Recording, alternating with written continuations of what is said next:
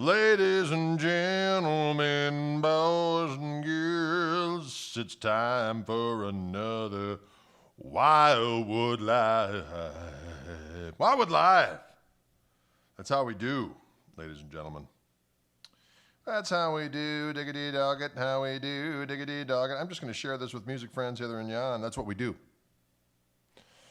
And I've got a fancy couple of Strats here from Wildwood that came in the mail yesterday. Now, people sometimes they think all these guitars are mine, and wouldn't that be nice? But they visit the home. I play them. I do some separate videos that end up as Wildwood 30 videos. I do these live streams. And then I send them back. And they go to usually to a lovely owner on the other end after I get done playing some activities on the guitar. All right. I'm putting this in the Gristle Kingdom. Can you dig it? Can you dig it? What's going on out there? Hey, music friends. Here we are once again. Hello from Greece. Oh, wouldn't it be nice to be in Greece right now? I'd like to be in Greece feasting on a Grecian repast, a tasty morsel. I do like Greek food, ladies and gentlemen. I'm not going to lie to you. Right. Okay. So this guitar, folks, this is a Wildwood 1055 Strat in this cool finish, which they are calling Aged Cherry Burst. Dig it. Look at it. Aged Cherry Burst. Let me be the first to say Aged Cherry Burst. Nice, right? So it's 55, so it's ash body, maple neck, quarter saw neck. Heavy relic, 6105 frets, 10-inch radius, special hand-wound frets, or no, hello, special hand-wound pickups from our friends in the Fender Custom Shop for the Wildwood 10s. This one does have a 57 soft V neck on it, though. So it's got a little smaller neck profile as far as the thickness. It doesn't have the 54U, which the 55 Strats usually have. Oh, my slide fell, but it did not break. Hooray! Eureka! Take that, gravity, son of a gun. Woo! Hey, Canood, what's going on out there, you rascal? Canood, my friend in Denmark, says he just baked a Greek orange cake. I bet you did. And I bet it's damn delicious. I bet it's damn delicious. All right, folks. We'll play a little bit, talk a little bit, play a little bit more, talk a little bit more. V is for victory, Paul. You are correct. Hello from the funk capital, Cincinnati. Oh, I can dig it. I can dig all of that.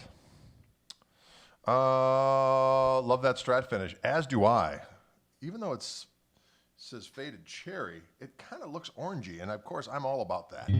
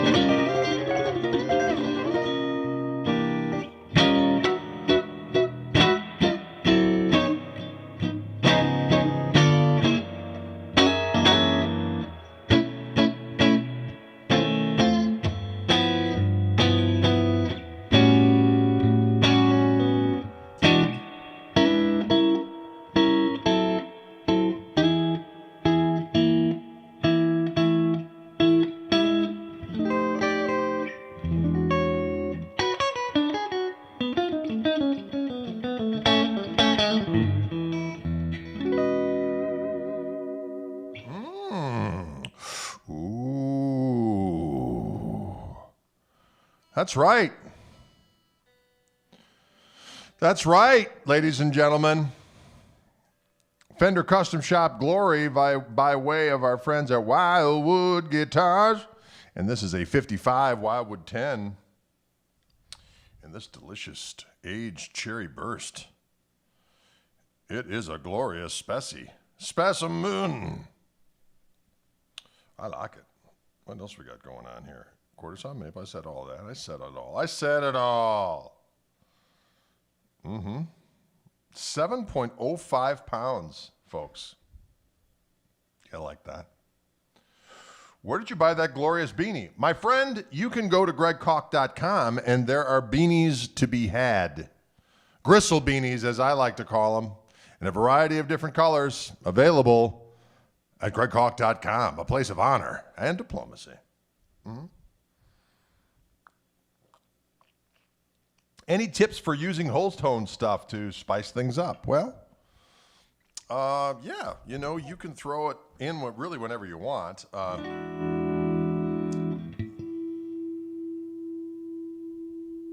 what's great about whole tone stuff are augmented things that you can throw in. If you're in a blues and E, you just take a nice little augmented triad like that and move it up and down. It works particularly well if you're like T-Bone Walker would do it like on a 5 chord of a blues. So I'm in G. When it goes to the 5, you go.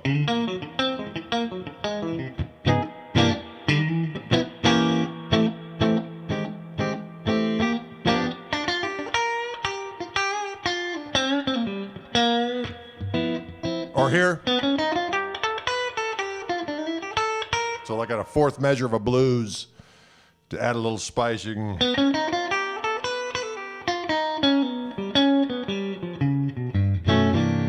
Right before the 4 chord, add a little bit of juice. You can just take that much.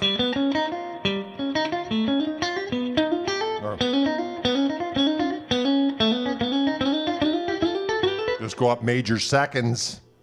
And that is good for you, and it adds a little tensione. That's a little smidgen, if you will. A smidgen, if you will, of some whole tonery that you can add to your activities. Whole tonery activities. Can you dig it?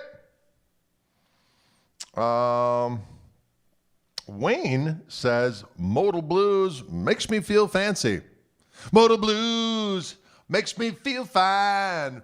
Rolling with the whole tune in my mind. Wow, that was weird.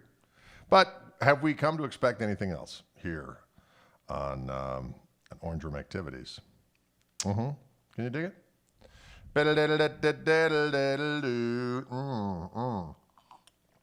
That's right, Matty K. Tips from Professor Drade. Excellent, Christopher. I'm glad that whole tone tutelage was effective. What's in your coffee? Power. Mystery. Hammer of the gods. I have a delicious Gaggia coffee machine from our friends in Natalia. And that's the kind where you put the bean in whole and it grinds it up. And the espresso comes down. Put the water in there. They come together like this. Pow. And what do they come out with? A delicious, crema-covered, delicious dose of liquid enthusiasm. Can you dig it?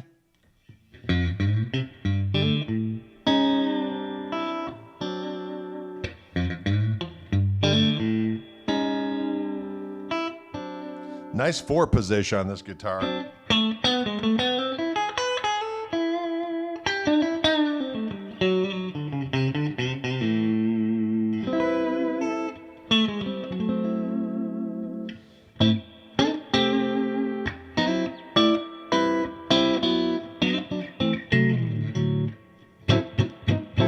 Right? Oh, big log.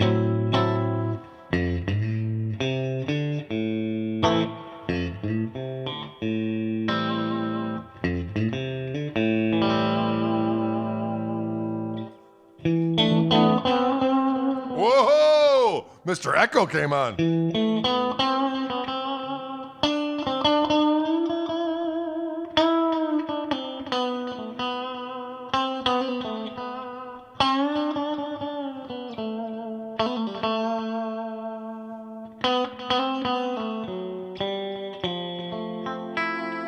we go. Diddle diddle diddle.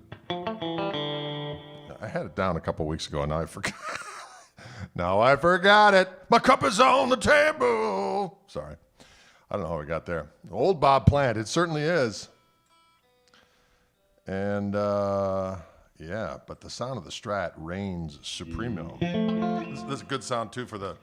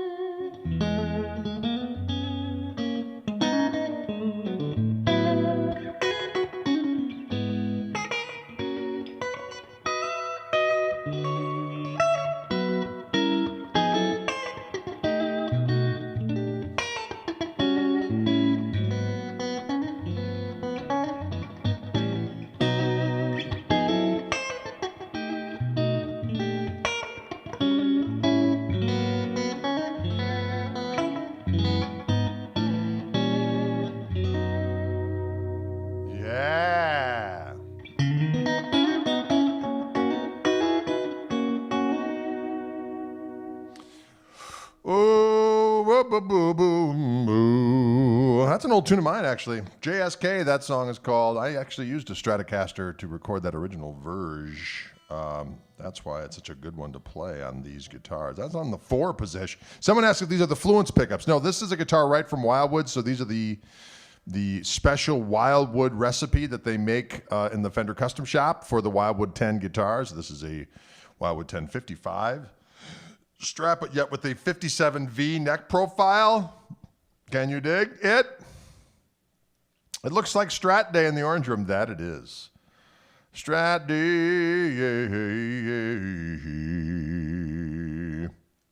Wasn't Jimmy partial to the middle position? He certainly was, you know.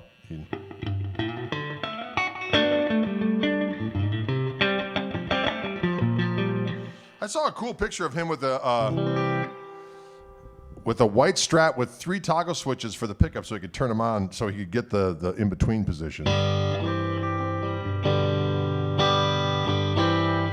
Yeah, ash body on this one.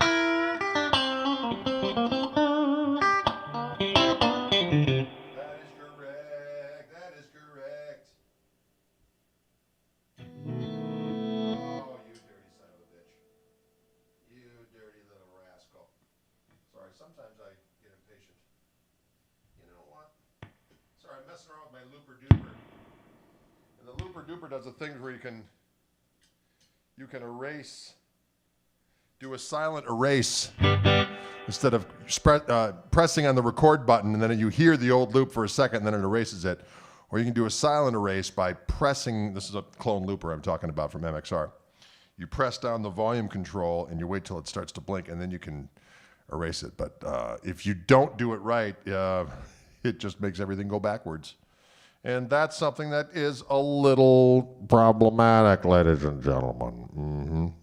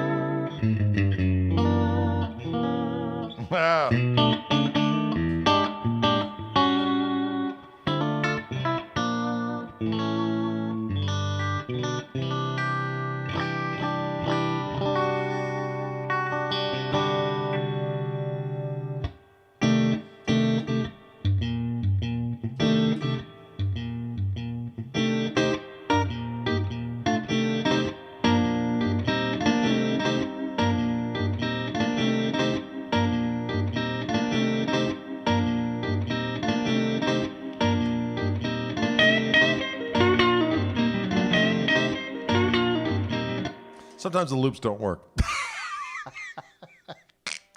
Sometimes you realized, oh, I should have played that twice as long before I started that other part, and now it's looping on top of the other thing. So many things to remember, ladies and gentlemen, and only so much coffee.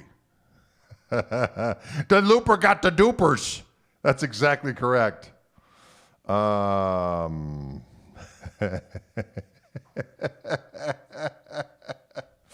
Oh, it's funny.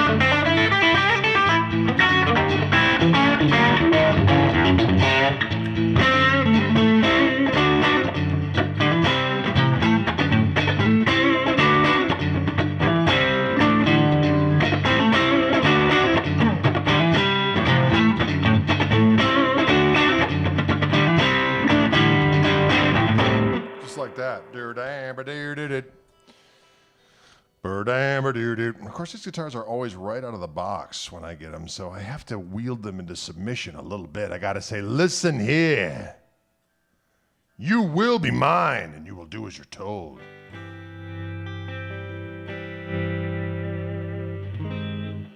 Thank you, Blues Man. Have a good one.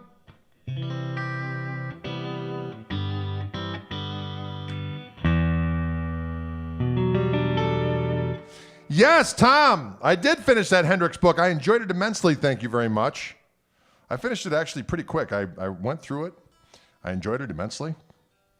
There's some good tidbits in there that I had not, I thought I had heard it all of the Jim stories. But there's always new stories. I heard a good Jim story yesterday from my buddy Jeff Degenhart. Jeff is a guitar player in town here that was really good buddies with Hubert Sumlin. He's an older than me anyway, so I think he's going to be, he said he's going to be 75 next week. Woo, I can't believe it. Anyway, he flew out to go see Hendrix at Monterey because he knew about Hendrix because he would send away for records to this record store in London. So he got the Cream records and John Mayall's Blues Breakers, all that kind of stuff. He got them from this record store in London that he would send away from and get a mail order. And so he got a copy of Our Experience before it was out in America, or before, he knew about Hendrix before most people did.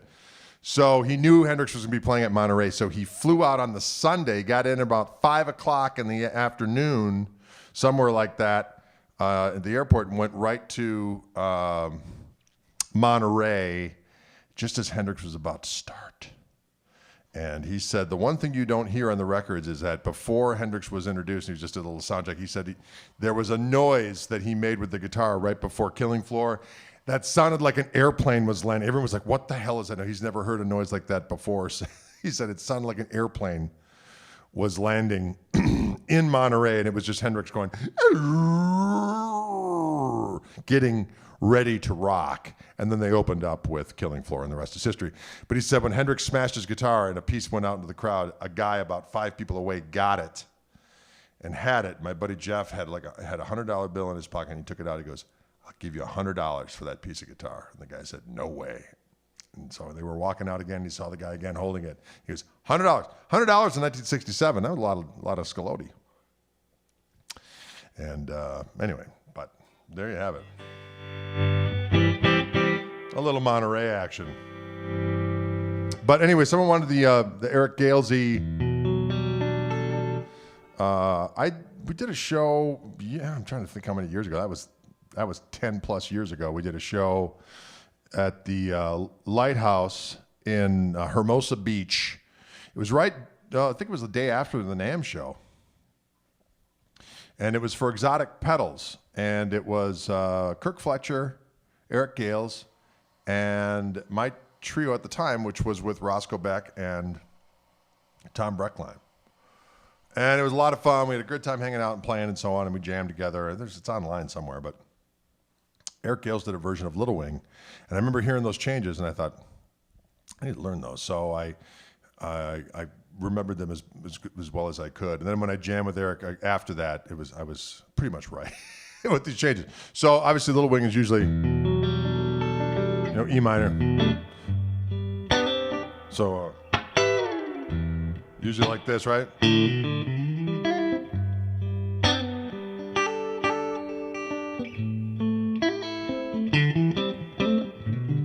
Something like that.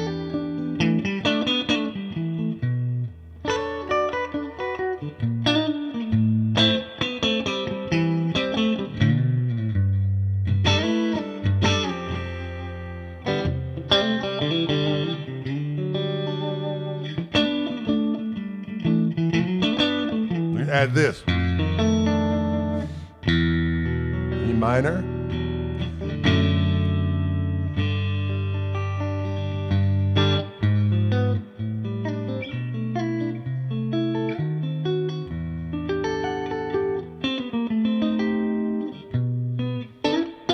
So.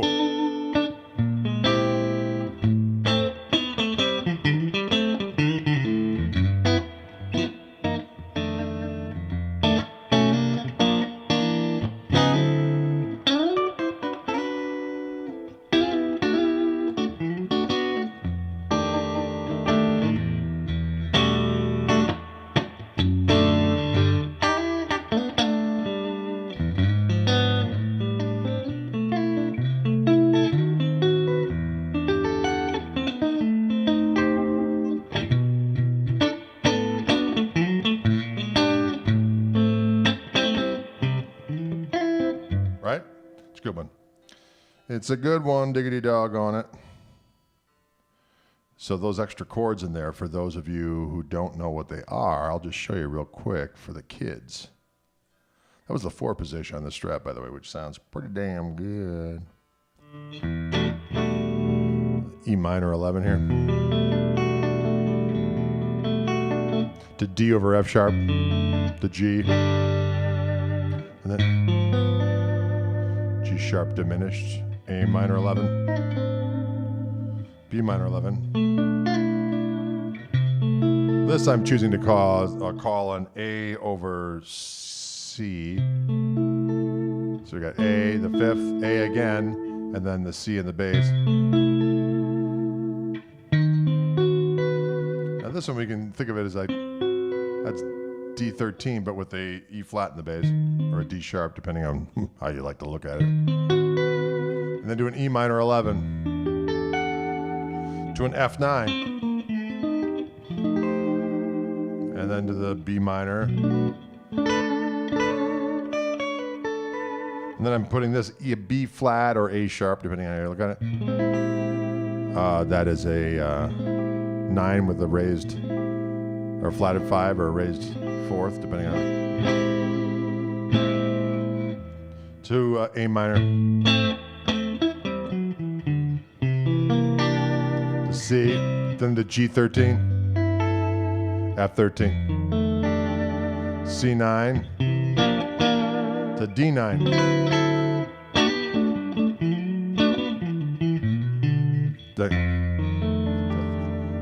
to F13, back to E. Kind of fun. It's kind of a fun situation. Can you dig it?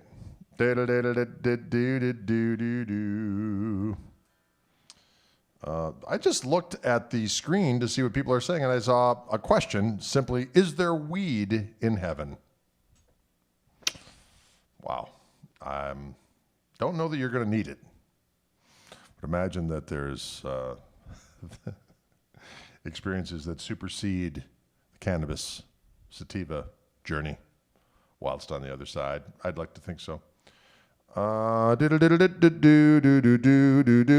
Greg. Have you ever played in Ireland? No, I have not. And that was going to be rectified last fall.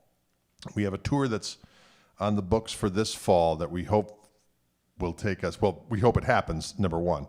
Go to the UK and then over to Ireland. So hopefully in the fall, but if not in the fall, as soon as it's better than after that. There's no lungs in heaven. So many philosophical questions today on the live stream. Weed in heaven. Well, are there lungs in heaven? Boy, it's so crazy. Someone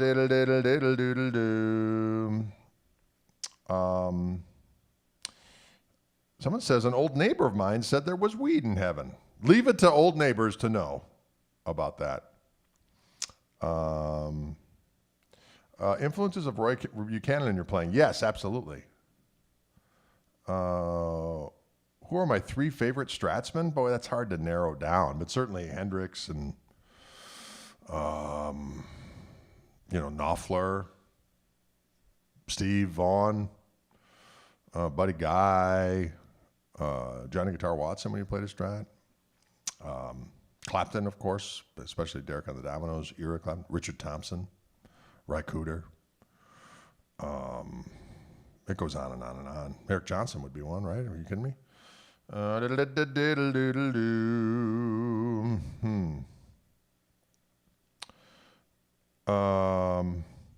do you get a good 335 overdrive tone? Mine sounds waspy.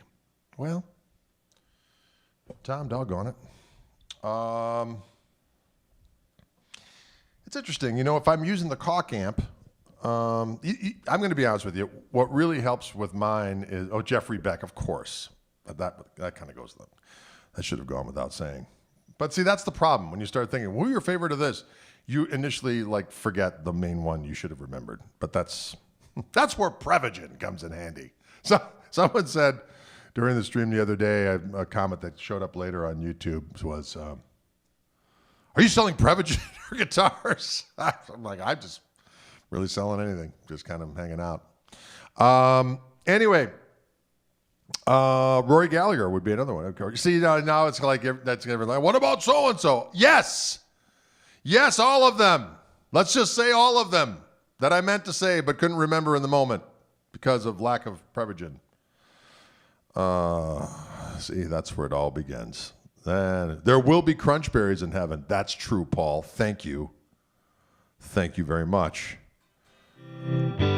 335. Back to the 335. Thank you, Tom, by the way, for rescuing me from I went far afield there for a moment. Well, my 335 back in the day, you know what was crazy about it is I loved it, but it was very difficult for me once I had my rig EQ'd for the 335, as I recall, to go back and forth to the other guitars. I'm trying to remember what I used to use back in the day. Back in the day when I used my 335, I had purchased an amp from a buddy of mine that was a Music Man RD112, which were weird amps in a way because they had a solid state front end and a tube power section, if you'll recall. Not that I knew any of that back then. I was like, oh, okay, Clapton uses one of these, probably good. Yeah, but it sounded good, and it had a JBL E120 speaker in there, right? The 12. It was heavy as hell, that amp. But damn, it sounded good. And I would set it up to the point where I really had it EQ'd around that neck pickup. But the bridge pickup sounded pretty good too, but I was more of a neck pickup 335s-man at that particular juncture in time. And then, as I recall, when I switched I got this Jim Kelly amp. I remember this buddy of mine moved up here from Texas, when I was in my late teens at the time when I met Ron, and he told me, he goes, well, my guitar player buddy's down in Texas use these amps, and he started naming off these amps, and one of them was a Jim Kelly amp. And he instilled in my brain, if you ever see a Jim Kelly amp, you got to buy it. So I was in a music store in 1988, Uncle Bob's Music in beautiful West Dallas, Wisconsin. At that time, I was in Milwaukee still on Capitol Drive. Went in there, and I looked down, and there, being sold on consignment, it had the slipcover on, was a Jim Kelly amp. And I said, what's that? And they said, oh, that's an amp that's being sold on consignment. Jim Kelly, I don't know. The guy didn't know anything about it. I go, how much is it selling for? He goes, $400. I go, I'll take it. It's like sight unseen. I mean, not sight unseen. I could see it. Sound unseen. I got that amp. And that amp was the greatest amp while I had it. But I blew it up at one point, and after I got it fixed, it never sounded the same. And so that's why I got rid of it. But it was a single 12 amp that also had an E120 in it. But it was like two deluxes in one amp. And one side of the amp you could overdrive with it had its own attenuator with it. When I plugged that 335 in that bad boy, the neck pickup sounded like the juiciest neck pickup sound on the 335. And then if I go to the bridge, it sounded big and it all sounded good. So that was a magical combination for a while. And I really, since then, I had a hard time finding the combination where I could get all of that stuff to work. And it wasn't until I actually put the Fluence pickups actually in that 335. Once I put the Fluence pickups in there, the 335 sounded great if I was just playing the 335. But if I was playing my Reverend or a Strat or whatever the case may be, and I grabbed the 335, in comparison, it was just, there was futzing to be done. You know what I mean? I would have had to have changed the EQ, whatever, so on and so forth.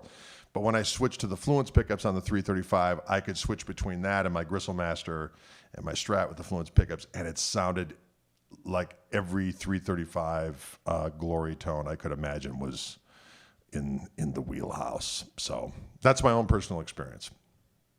That's my journey, Tom, okay? Doggone it. Sound unheard. Yes, Sassy Cat. Did I study guitar at a music school? I did. I went to the University of Wisconsin, Stevens Point, and I studied jazz guitar there. Really majored in beer, as I like to say, but I did learn many, many important things. This is an interesting question. Asks, what is it? Is it Kugelman? Kugelman 68. Actually, this is a question that Josh Smith asks every time he does one of his interviews, he asked the same questions to everybody to get their response. And would you rather have a bad amp or a bad guitar on a gig? And I said a bad amp, because as long as I got a good guitar, I can make whatever amp what I mean by good guitar is I need it to stay in tune. If I can't have a guitar that stays in tune and intonates properly, it's all over with. Am I right?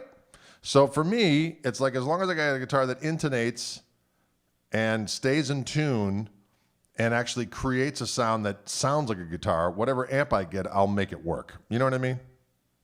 These are my thoughts. These are my thoughts. Can you talk a little bit about what makes the Wildwood 1061 Strats so special? S. Mark. Well, I like the 55 too. I like all the Wildwood 10s. The 61s have this bigger neck profile. Well, it's that, I think it's a 59C on there. Well, here's one right here. Let me grab that. So I thought it'd be fun to play this one, which is a 55 Wildwood 10, but it's got a 57 neck profile. So it's a little skinnier neck than what's usually on the 55s. Usually on the 55s, you have a 55U-shaped neck. But ash body, quarter saw maple neck, 10-inch radius, 61.5 frets, and the special hand-wound pickups that are made in the Fender Custom Shop for the Wildwood guitars specifically. So if I grab this guitar over here, this is going to be a 61 Wildwood 10. So it's going to have the same pickups, but now it's an alder body and a Indian rosewood fingerboard, also 10-inch radius. See how much darker it is right away.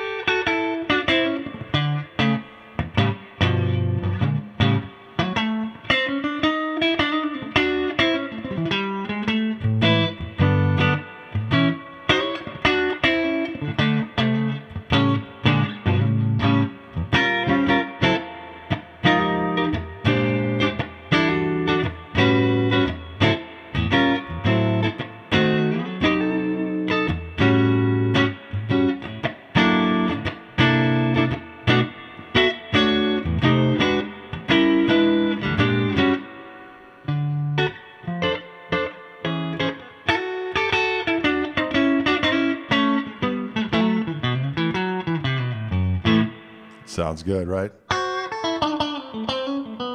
Actually, it's the same finish on this one as the other one. It's just that the other one was ash, and this one is alder. Other than that, it's the same finish.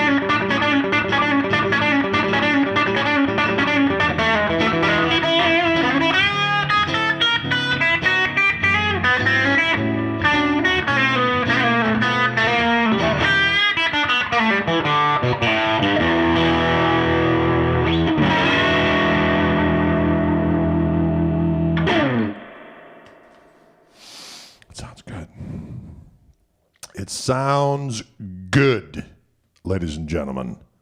This one, a Wildwood 1061 Strat. So unlike the other one, alder body, AAA rosewood neck, fretboard, I should say. Neck is still quarter sawn maple. Heavy relic. Same pickups, though. So you're really hearing the difference in wood. Can you dig it? You're hearing the difference in wood.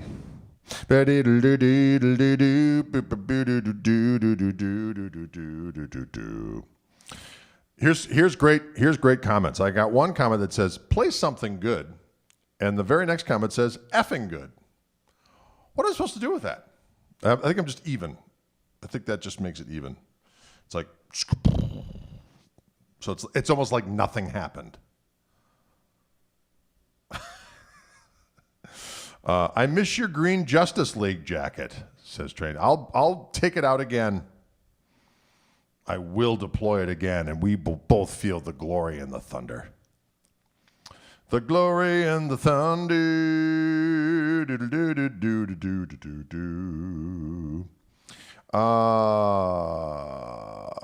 Got a 62 custom telly Wildwood 10 3 days ago. It's absolutely perfect. From the box, it was exactly set up how I explained it to them. Excellent. That's good to hear. They know what they're doing out there, doggone it. So what happens, folks, is when I get the guitars here, they're right out of the doggone box. And then I play them. I send them back. If somebody wants it, then they call up and they say, yeah, I want that guitar. I'd like to set it up this. I use this string gauge. I like it set up like this. And they set it up to your, to the most delicious morsels. Eugene says, not your best. Eugene, I don't think you'd know the difference. Sorry, just kidding. But who would say that? I don't know. Maybe Eugene would. Have a recommendation on Fender amps in the reverb line, super, deluxe, etc. You know what? I've been a super reverb fan forever, but it's a lot of amp for most people. Situations, it might be a bit much. So deluxes are great. Princeton's are actually a delicious amplifier as well. So I like Vibroluxes as well. So if I had to pick a new-ish one, a lot of times when I'm doing the Fishman clinics in a store and I'm coming in and it's at a store where they're not going to have, they're not going to have the Koch amps or whatever the case may be. They might have a deluxe, a reissue. I usually do that and I turn it up to about 7 and I keep the EQ pretty flat. And then I just use the volume control on the guitar and kind of go back and forth with my clean tone, with the volume down, turn it up. It's meaty, hit the second voice on the Fluence pickups, and it goes. So those are great for that. But most of the time, if I'm doing like a full gig with my band and I'm using an amp, actually I've got a super reverb stashed over in Europe. So if I don't have my Koch amp, I'll use a super. A super's a good amp because it's about 45 watts. And I'll put it on about 4.5, which is clean. And then I got my clean boost on my Gristle King pedal and then hit the overdrive on top of that. And then I get a lot, the kind of poi that I need for the kids. Can you dig it? Can you dig it? Will you dig it? Thank you, Frank. I appreciate that. Tone King Imperial, that's an excellent amp as well. Are you coming to Summer NAMM? That's a good question, Jeremy. I do not know yet at this particular point in time. But we're hoping that things return to normal. But if it's safe and everyone's cool with it, and I've been vaccinated, and hopefully numbers will go down, all that kind of stuff. Yes, hopefully that'll be the case. But we shall see. Welcome to the Gristle Room. That's right, August. Welcome. The ham-wired ones are a lot of dough. And you can hear the difference if you really sit down. It's like, let's put it this way.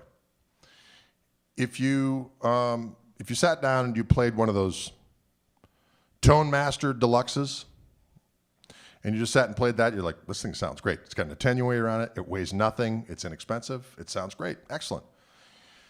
If you played it next to the tube version, even though they're like, oh, you can't tell the difference. You can tell the difference. You know, it's not, is it enough to ruin your day? Maybe not, but there's a difference. So you sit down, you listen to that, and you're like, well, maybe, It's going to be that same incremental difference when you go to the hand-wired one. So there's going to be differences. It's just, what do you want? What is good? If you just played the one and didn't have to hear the other ones, you'd be like, oh, I don't care. This one sounds good. It's almost like what you don't know won't hurt you. That sounds weird, but I think you know what I mean. Do I like the Kemper? You know, Ricardo, I've never really played through one per se, but I know a lot of people that are great players that use them, and they sound great, and they're very useful for them, both for home studio stuff and for traveling. So I'm definitely not someone who poo-poos the idea of not using a real amp, even though certainly I prefer it as far as the feel and so on and so forth. But I see the practicalities and the quality of sound that you can get with these devices, and understand that it's a viable way to get it done. But I do like to have a roaring device in the room with me, because I'm a child, really. And I like to make noise. I like to play with toys. I like to make noise. I like to play with toys. I like noise. What? Do I play Gibsons anymore? Yeah, I just on my Instagrammy today, I played my 335 on there. I think that's why Tommy may have asked about the 335 stuff. But I have a Wildwood Spec 58 Les Paul in the gloss format that I just got not too long ago, as a matter of fact. I have another Wildwood Spec 57 Les Paul in the VOS format. That is in the sweet cherry finish. Kind of looks like George Harrison device. But I have open core Fishman Fluence humbuckers on there. That thing sounds divine. Yeah, I think that's all the Gibsons I have. I did. You know what? I bought one of those Joe Bonamassa three pickup black customs that was out a few months back, a limited edition thing. I played one. I was like, this thing sounds great. It looks great. I've always wanted a 3 pickup black custom, but I never wanted to spend a lot of money, and so it was perfect. It was like, I get the vibe of a Les Paul custom without having to harvest a kidney. You know what I'm saying? So that was that. This question is, I'm coming back to the electric guitar after many years off. Thoughts on the PRS Silver Sky versus a Strat? Well, that's an interesting question, because as much as when I first heard about the Silver Skies, I was kind of like, and then I played one, and it's a nice guitar. I tell you what, the pickups sound really good. I was genuinely flabbergasted by how much I liked that guitar. That being said, a Strat's a Strat, and especially I'm not going to just say this because of saying it, but the Wildwood 10 Strats are the epitome of what I like Strats to be, as far as sound, playability, look, feel, all that kind of stuff. So there you have it. So Greg, you play an Epiphone? Yeah, I've got a couple Epiphones. I also have an old Epiphone acoustic, but that's from it's an American Epiphone from back in the day. A Strat may be a little easier for you to play just coming back with probably a thinner neck and 9.5. Yeah, that's probably good advice. Yeah. Fender should make a PRS with a Fender headstock. Wow, it's crazy. It's a crazy world. Does Greg rate Eastman guitars? You know what? It's an interesting thing. When I've been traveling around, I've played those guitars, and I've thought they were excellent, to be honest with you. I have an Epiphone Zephyr here that my buddy Carl laid on me. It's old. It's got the mini humbuckers in it. That guitar is happening. How many guitars do you own in number? You know what? My personal collection is right around is right around 30-ish. What's deceiving is that I get all these guitars coming to me from Wildwood for the purpose of doing these live streams and such. So, and then I might post some ancillary videos on Instagram or Facebook or Twitter or something. And people see those guitars and they're like, oh my God, he's got another one. And I was like, well, not really. It's just making a pit stop. But it's right around, it's maybe a little over 30 at this point. And then my buddy Carl dropped off a bunch of his guitars. So occasionally you'll see me with a, you know, that cool old Epiphone Zephyr, or we've got a Gretsch 6120 here somewhere, a couple different custom shop tellies, so on and so forth.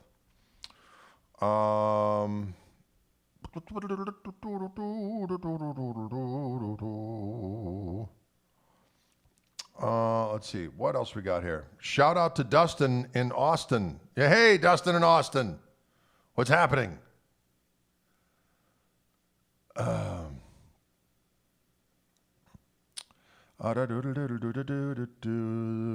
pickup isn't amazing, but the guitar is well built and sounds nice acoustic. I'm sorry, Jay, I didn't know what you were talking about with that. Just got a couple of Sir guitars. What do you think about them? Have you tested a few? Probably. I think they're the best of the best. So the Sirs are definitely very, very nice guitars. I've played the Mateus Asado model. My buddy Andy Wood is a nice Sir. Yeah, they make it's a beautifully made guitar. No question about it.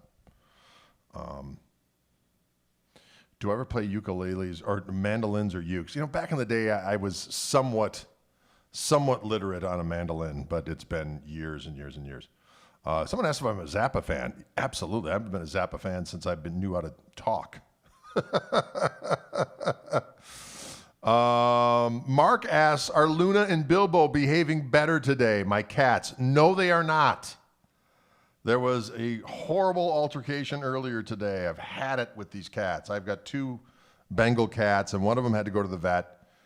And we've done this before, so we know the drill that when we take the girl cat away, she's the smarter of the 2, not surprising. And when we return, the other cat doesn't recognize her from Adam. It's like she's a complete stranger. She smells like other cats because she's been to the vet. So we got to keep them separated in different parts of the house and then switch them without them seeing each other so that they can smell each other's vapors. And then we have them feed from behind a door so that they can smell each other but not see each other, but also affiliate that with the deliciousness of eating a tasty treat. And then we'll do stuff like wipe the one cat down with a towel and wipe the other one and vice versa. So they're getting used to the vapors. We let a few days go by. Nothing works. He sees her and he is going to kill her. So that has been going on. And then they'll even get to the point where now they can be in the same room and they'll eat together and they'll be fine. Tails are normal and so on and so forth. As soon as they're done eating, his tail puffs up and he's going to kill her. So thanks for the question, but it's been a freaking nightmare. Okay? I live in a wild kingdom. Smell each other's vapors, exactly. You know, as I like to say, 1 minute they're smelling each other's butts, and it's all kibbles and bits. And then one goes to the vet and comes back, and it's like Wild Kingdom. It's crazy. Do I have a Nashville telly in my arsenal? I don't right now. Back in the day, I had a telly that I used for a while. As I was weaning off the 335, I made a telly because I wanted to get to playing a Strat, but I was so addicted to the neck pickup on a 335 that I used an American Standard at the time, American Standard Strat telly body, and I put a Seymour Duncan Stag Mag pickup in the neck position, an Alnico reverse wound in the middle, and a broadcaster pickup in the back, all Seymour Duncan pickups with a 5-way toggle switch, and then a coil tap for the Stag Mag, and that was a great guitar. I don't know why I sold that. I don't know why I sell guitars, but that was a cool guitar. Boy, that broadcaster pickup sounded good. The only problem is that was back in the day where, you know, if I got home late from a gig and I was, you know, altered, I'd leave my stuff in the car, and when it'd get like, you know, Wisconsin frigid and the guitar would freeze, the wax around the pickup, the pickup would go microphonic all the time. Cat Vapors, good song, band name. Cat vapors. Oh, Lord have mercy. Hardest thing you've ever learned to play? Boy, there are a few. When I started learning that Chet stuff, that was very difficult and still is. Been working on this Django Reinhardt improvisation #1 just to kind of have it kind of in the wheelhouse, and that thing is horribly difficult. But the Chet version of When You Wish Upon a Star with the Lenny Bro / Chet-ish harmonics and all that kind of stuff, that's a bear. I'm going to tell you that right now. It's a pain in the butt. What do you think about Matt Schofield? I love Matt Schofield. I've been buddies with Matt for a long time. I think I first met Matt probably in 2004, maybe 2004. I had him on the podcast. You can check that out. The podcast, which is sponsored by both Wildwood and Fishman. It's called Chewing the Gristle. And many, many episodes. Matt Schofield. We've had everyone from Joe Satriani to Charlie Hunter to Steve Vai to Jason Isbell to Kirk Fletcher to Josh Smith. We just did Andy Wood the other day. Just did Devin Townsend. Steve Lukather. It's crazy. All kinds of good things going on.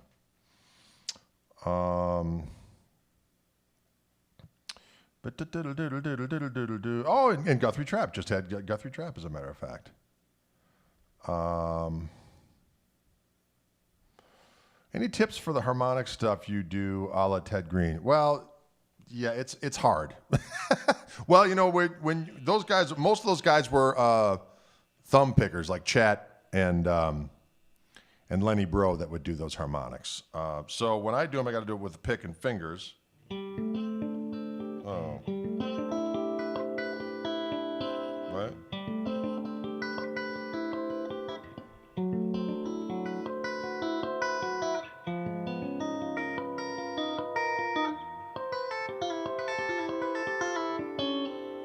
All right, so when you're doing those, obviously I'm holding my pick with my thumb and my middle finger, so I have my first finger jetting out. Then I got to use my third finger on my right hand to pluck the other string. So it's always a string separating thing. So when you're hitting a harmonic on like the E string, you're plucking the D string. You're always separating by a string. So if I'm just doing this 11th chord up here, C 11th or C the major 7th on the top, I'm going to pluck the D string with this right hand third finger, right? And now I'm going to hit a harmonic that's 12 frets up from where I'm fingering down here. So it's going to be up here at the, 17th fret? All right, so we got. Now I go pluck G string, harmonic A string. Harmonic B string, plucked B string, harmonic D string. Plucked high E string, and then harmonic G string. Now on the way down, it's the exact opposite. You hit the harmonic first, and then pluck the other string. And that's the system.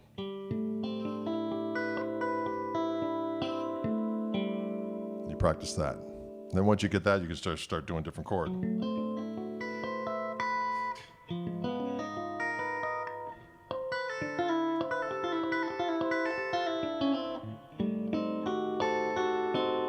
There I'm just doing it in unison. But they're always separated by a string. They're always a string away. Can you dig it? Can you dig it? It's good for you. All right, folks. Well, thank you so much for joining us today. These two guitars that I've played are both Wildwood 10s, but interestingly enough, although they are the same color, they look slightly different, don't they? But it's described as the same hue, but this one is ash, kind of a transparent ash, and this is transparent alder. And of course, you got the white single ply pickguard on here, and you got more of the mint pickguard there, so that makes a difference as well. And this one, of course, has got a AAA Indian rosewood fingerboard, and this one's got a quarter sawn maple fingerboard. Both 10-inch radius, 6105 frets, and the special Wildwood recipe pickups that are made in the Fender Custom Shop. And they're both for sale, as a matter of fact, and there is a link to both of these guitars attached to the description of this very video. Can you dig it?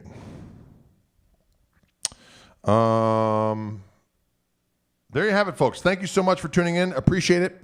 We'll see you tomorrow. I'll be doing the live stream for Fishman at 4 p.m. Central. In the meantime, have a pleasant remainder of your Thursday. And again, don't forget about that podcast. Also, still taking pre-orders. We're going to sign as many of the pre-orders that come in prior to when we get the CDs, which is looking like they're going to arrive somewhere around the next week, Wednesday-ish. And then we're going to sign them all up. Toby's going to be down here on the 17th, so we can get them all signed up. And then we will send them back to my buddy Chris Webb, who does all the fulfillment, and they will arrive at the destination. So there you have it. Thanks, you guys. We appreciate it. Have a good one.